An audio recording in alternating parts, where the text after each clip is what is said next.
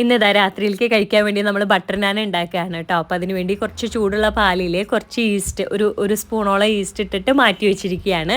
പിന്നെ നമ്മൾ മൈദ ഒരു 1.5 ഗ്ലാസ് മൈദയാണ് കേട്ടോ എടുക്കുന്നത്. അതിലേക്ക് ആവശ്യത്തിനുള്ള ഉപ്പും ഒരു സ്പൂണ് പഞ്ചസാരയും കൂടെ ചേർക്കുന്നുണ്ട്. പിന്നെ അതാ ഇത്രയും ബട്ടർ അതൊന്ന് ഉരുക്കിയിട്ട് അതും കൂടെ ഒഴിച്ചു കൊടുക്കുകയാണ് കേട്ടോ. എന്നിട്ട് നമ്മൾ പാലിൽ ഈസ്റ്റ് ഇട്ട് മാറ്റി വെച്ചതുണ്ടല്ലോ, അതും കൂടെ അതിൽ ഒഴിച്ചു കൊടുത്തിട്ട് നല്ലോണം ഒന്ന് കുഴച്ചെടുക്കുന്നുണ്ട്. ഇനിയിപ്പോൾ നമുക്ക് വെള്ളം കുറവാണെന്ന് തോന്നുകയാണെങ്കിൽ ഇതാ കുറച്ച് ചൂടുവെള്ളം കൂടെ ഒഴിച്ചിട്ട് കുഴയ്ക്കാം കേട്ടോ. അങ്ങനെ ഒരു 10-15 മിനിറ്റ് നല്ലോണം കുഴച്ചെടുത്ത് കഴിഞ്ഞാൽ നമ്മുടെ മാവ് നല്ല സോഫ്റ്റായിട്ട് കിട്ടും. ഇനി ഒരു മണിക്കൂറോളം നമ്മളൊരു പാത്രത്തിലാക്കിയിട്ട് ഒരു നനഞ്ഞ തുണി കൊണ്ട് ഒന്ന് മൂടി ഒന്ന് മാറ്റി വെക്കുകയാണ് കേട്ടോ. അതിന് ശേഷം ഒരു മണിക്കൂറിന് ശേഷമാണ് പിന്നെ നമ്മളത് എടുക്കണത്. അപ്പോൾ ഒന്നുകൂടെ സോഫ്റ്റായിട്ട് കിട്ടും. അതിന് ശേഷം എന്താ കുറച്ചിങ്ങനെ നമ്മൾ ചപ്പാത്തിക്ക് ബോൾസാക്കി എടുക്കൂലേ, അതുപോലെ എടുത്തിട്ട് നീളത്തിലൊന്ന് പരത്തിയെടുക്കുകയാണ്. പരത്തുന്ന സമയത്ത് കുറച്ച് മൈദയും കൂടി ഇട്ടിട്ട് നല്ലോണം ഒന്ന് പരത്തിയെടുക്കുകയാണ് കേട്ടോ, അനാൻ്റെ ഷേപ്പിൽ.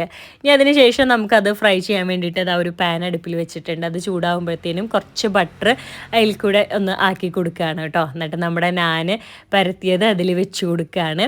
ഇനി അതിൻ്റെ മേലെ കൂടെയും നല്ലോണം ഒന്ന് ബട്ടർ തേച്ച് പിടിപ്പിക്കുന്നുണ്ട് കേട്ടോ. അപ്പോഴാണ് നല്ല സ്മെല്ലൊക്കെ വരിക, നല്ല സോഫ്റ്റ് ആവുന്നതും അപ്പോഴാണ് കേട്ടോ. അപ്പോൾ ഇതാ ബട്ടർ ഒന്ന് തേച്ച് കൊടുക്കുന്നുണ്ട്. അങ്ങനെ 2 സൈഡും അപ്പുറം ഇട്ടൊന്ന് മുരിച്ചെടുക്കുകയാണ്. അപ്പോൾ അതാ നമ്മുടെ നാൻ നല്ലോണം പൊന്തി വരുന്നുണ്ട്.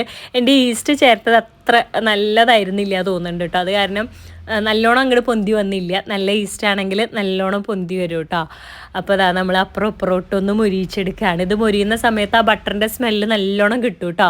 പിന്നെ നമ്മളിത് പരത്തുന്ന സമയത്തേ മല്ലിയില അരിഞ്ഞതോ എള്ളോ കൂടെ ഉണ്ടെങ്കിൽ അതും കൂടെ ചേർത്ത് പരത്താം. അപ്പോൾ അതിൻ്റെ ഒരു ഫ്ലേവറും കൂടെ നമുക്ക് കിട്ടും കേട്ടോ. അപ്പോൾ ഞാനത് ചേർത്തിട്ടുണ്ടായിരുന്നില്ല. എന്നാലും നമ്മുടെ കഴിക്കാൻ നല്ല ടേസ്റ്റ് ആയിരുന്നു കേട്ടോ. നല്ല സോഫ്റ്റ് ആയിരുന്നു. ചിക്കൻ കറിയോ ബീഫോ അല്ലെങ്കിൽ എഗ് കറിയുടെ ഒക്കെ കൂടെ നല്ല അടിപൊളി കോമ്പിനേഷൻ ആയിരിക്കും.